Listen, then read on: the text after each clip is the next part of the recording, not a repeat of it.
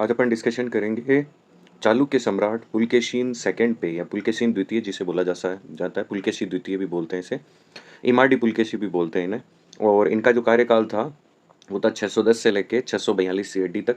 इनकी विजयों के बारे में और हर्षवर्धन को इन्होंने हराया था, तो एक तरीके से इनकी प्रशंसा बनती है। तो देखते हैं इनके बारे में। इमाडी पुलकेशी के नाम से वाकिफ हैं। इमाडी पुलकेशिन या इमडी पुलकेशी चालुक्य वंश के एक प्रसिद्ध राजा थे। बहुत फेमस राजा थे चालुक्य वंश के। जो भी हिस्ट्री को पढ़ता है तो वो इनका नाम बड़े गर्व से लेता है। पुलकेशिन की सबसे उल्लेखनीय सैन्य उपलब्धि शक्तिशाली उत्तरी सम्राट हर्षवर्धन पर उनकी जीत थी। हर्षवर्धन को उन्होंने हराया था उत्तरी सम्राट। उस समय हर्षवर्धन भी बहुत बड़ा राजा था और हर्षवर्धन को हराना एक बहुत बड़ा टास्क था जो पुलकेशिन से सक्सेसफुली किया था और उनकी दक्षिण विजय को रोका था। जिसकी चालुक्य सम्राट को जीतने में विफलता चीनी तीर्थयात्री हेमसांग द्वारा प्रमाणित है। पूर्व में पुलकेशिन ने दक्षिण कौशल और कलिंग शासकों को अपने अधीन कर लिया। दक्षिण में इन्होंने कौशल को और कलिंग स्टेट को अपने अधीन कर लिया। विष्णु कुंडिना शासक को पराजित करने के बाद उसने अपने भाई विष्णुवर्धन को पूर्वी दक्कन का राज्यपाल नियुक्त किया। पूर्वी दक्कन का मतलब पूर्वी दक्कन का एक इलाका उसने अपने भाई विष्णुवर्धन को दे दिया था।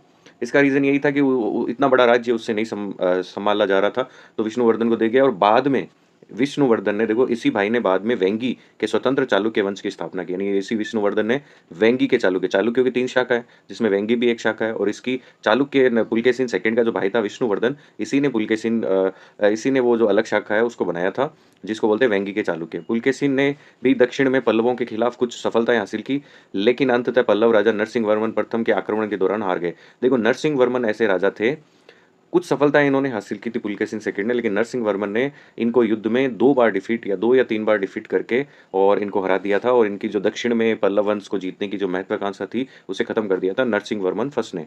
तो हर्षवर्धन हो गए, नरसिंह वर्मन फर्स्ट हो गए और पुलकेशिन सेकंड हो गए। ये सब एक ही टाइम के सारे राजा हैं। अब देखते हैं कुछ उपाधियाँ इनकी। एक तो सत्यश्रेया की उपाधि है इनकी, श्री पृथ्वी वल्लभ की उपाधि है, भट्टारका की उपाधि है इनकी, महाराजाधिराज की उपाधि है और परमेश्वरा की उपाधि है और कर्नाटेश्वरा की उपाधि है। शासनकाल इनका 610 से प्रारंभ होता है, 610 से 647 तक है। पूर्ववर्ती इनके थे मंगलेशा और उत्तरवर्ती इनके थे आदित्य वर्मन। आगे देखते हैं। डायनेस्टी इनकी थी चालुक्य राजवंश, वो आपको पता है। पिता इनके थे कीर्तिवर्मन फर्स्ट। उसके बाद में आगे देखते हैं। पुलकेशिन एक वैष्णव थे। वे शैव, बौद्ध, जैन धर्म सहित अन्य धर्मों के प्रति सहिष्णु थे। मतलब थे वैष्णव, लेकिन वो सारे धर्मों के प्रति सहिष्णु थे। उन्होंने रवि कीर्ति सहित कई विद्वानों का संरक्षण किया, जिन्होंने अपने ऐहोल शिलालेख की रचना की। चालुक्य शासक जैन थे।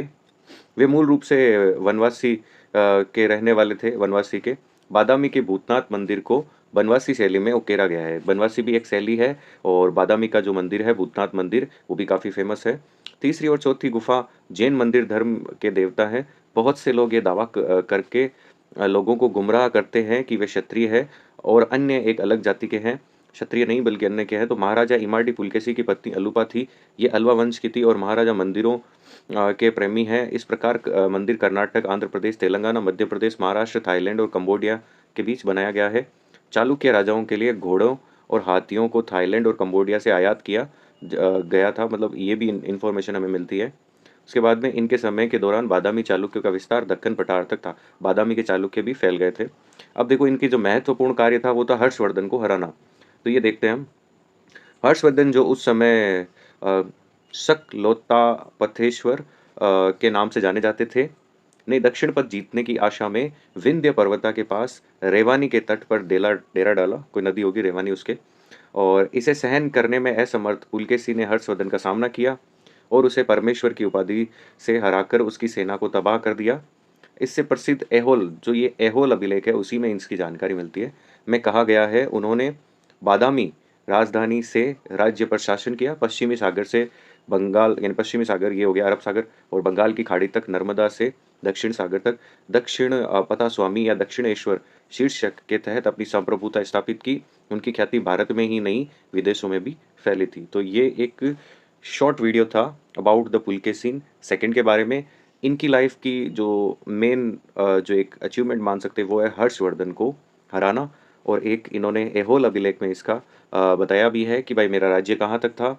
एहोल अभिलेख में एक्चुअली में इन्होंने हर्षवर्धन की काफ़ी तारीफ़ की है। उसके बाद में इन्होंने बताया कि ऐसे खतरनाक राजा को मैंने युद्ध में हराया है, तो उसमें इनका कद उससे ऊपर माना जा सकता है। दक्षिण विजय को भी उसके हर्षवर्धन को रोक दिया था इन्होंने।